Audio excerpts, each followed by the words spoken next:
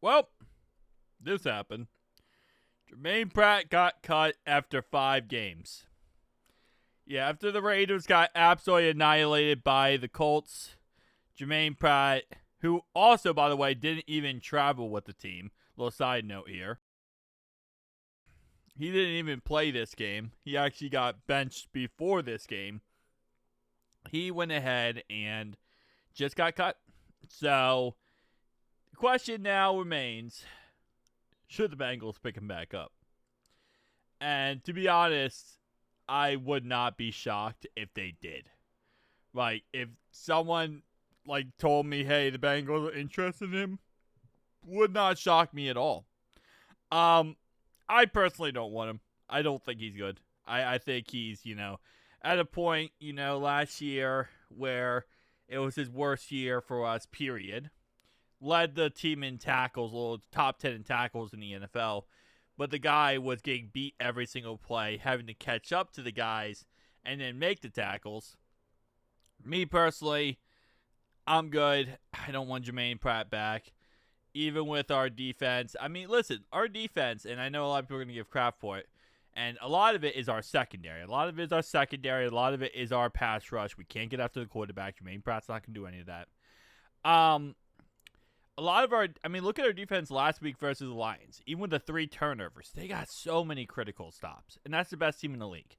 So I'm actually very confident in our defense. I think if we had a quarterback that was somewhat competent and could keep our defense off the field, could score points, could actually do something, I think our defense would be absolutely fine. I don't think our defense would have many struggles at all if we had an actual competent quarterback and a competent offense. That's how I fully believe.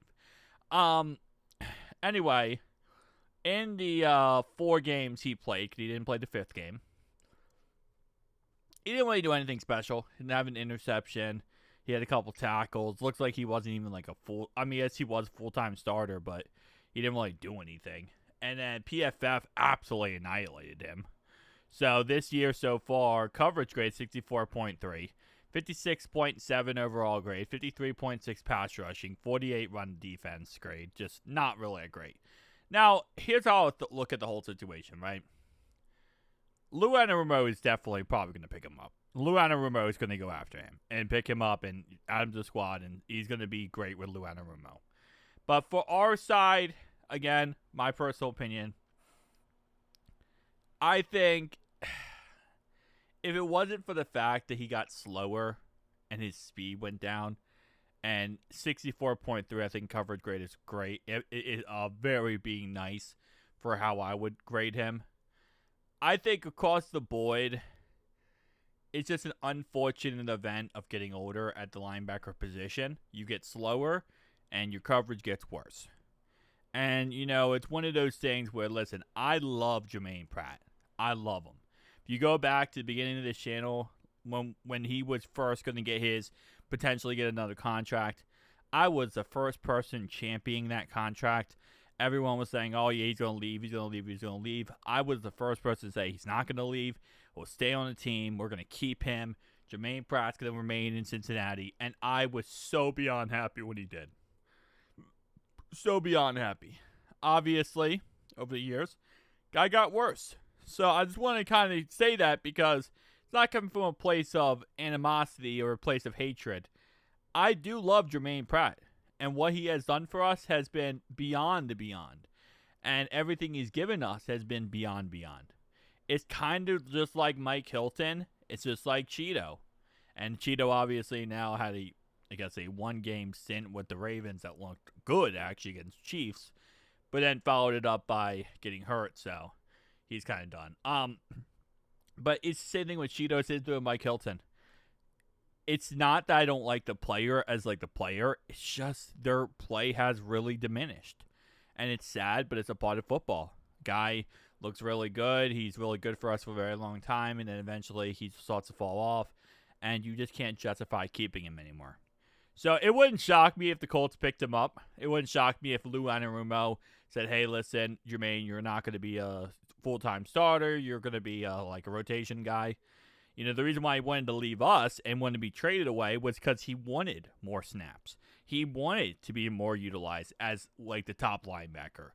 And it's, again, sometimes it just doesn't work out. He got what he wanted, and they say, you know, in life, be careful what you wish for. You just might get it, and when you get it, it just might not turn out the way you want it to be. He got that full-time, you know, every single snap type of job, and it didn't work out.